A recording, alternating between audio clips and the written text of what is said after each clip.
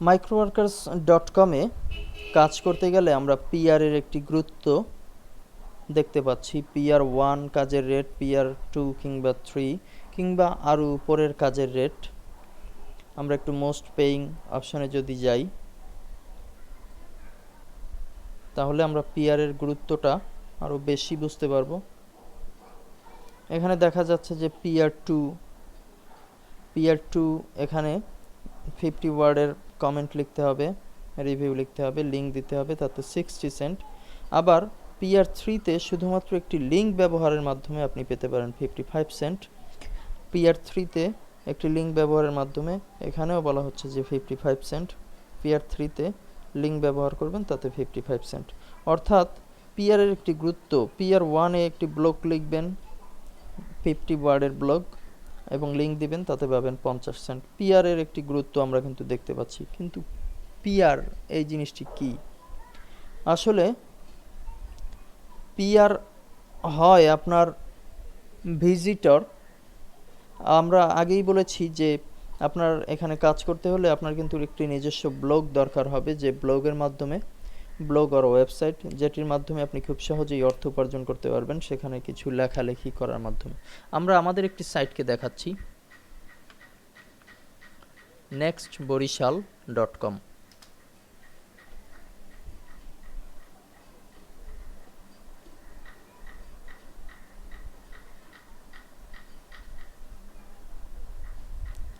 আমরা এখন যে সাইটটিতে অবস্থান করছি এটি আমারই একটি সাইট, এবং যে সাইটটিকে আমি microworkers.com-এর জন্য ব্যবহার করছি।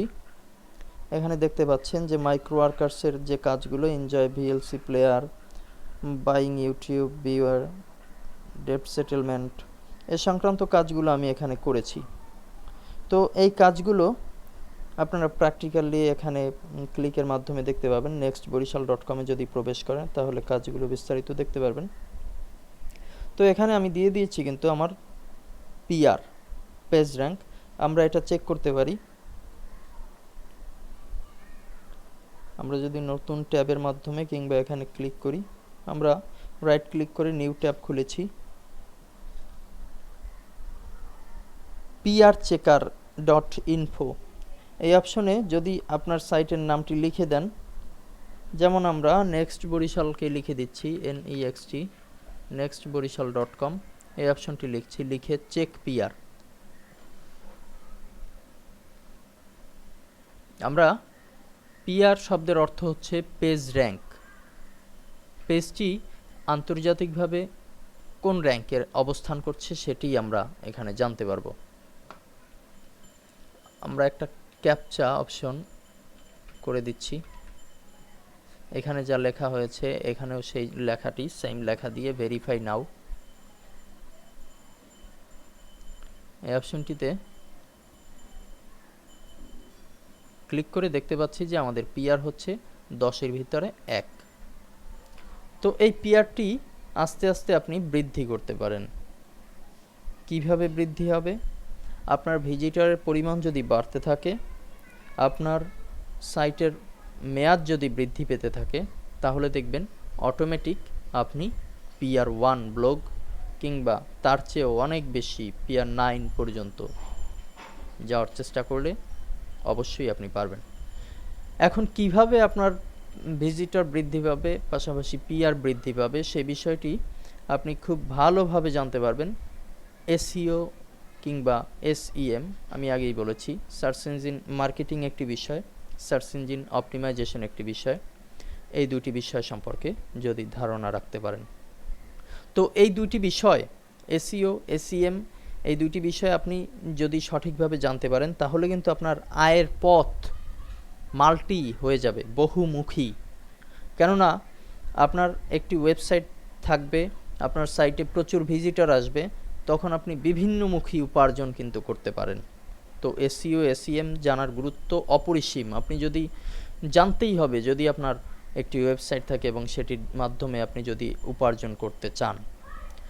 তো এভাবে করে কথা বেশি সে সম্পর্কে বলবো না, সে সম্পর্কে কথা যা বলার সেটি আমরা ওই টিউটোরিয়ালেই দেখতে পাবো। তো এখান থেকে আপনি একটি পিআরের আমি একটি জয়েন্ট করেছি আমার পেজে রাখার জন্য, যাতে বায়াররা খুব সহজেই পিআরটি দেখতে পারে। আমি এই লোগোটি ব্যবহার করেছি, PR1 লেখা। আপনারাও এটি ব্যবহার করতে পারেন। নিচে অপশনে এই যে কোড দেয়া হয়েছে, এই কোড ব্যবহারের মাধ্যমে add free page rank checker check tool to your site. তো এই অপশনের মাধ্যমে আপনি কিন্তু এই জিনিসটি ব্যবহার করতে পারেন। এই পিআরের যে অপশনটি আমি ব্যবহার করেছি সেটি আপনারাও চাইলে ব্যবহার করতে পারেন। তো এভাবে করে আপনি পিআর ভালো করতে পারেন।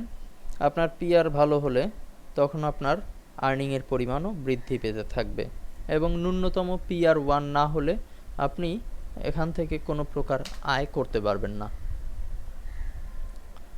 তো এই হচ্ছে পিআর সম্পর্কিত কথাবার্তা। ধন্যবাদ।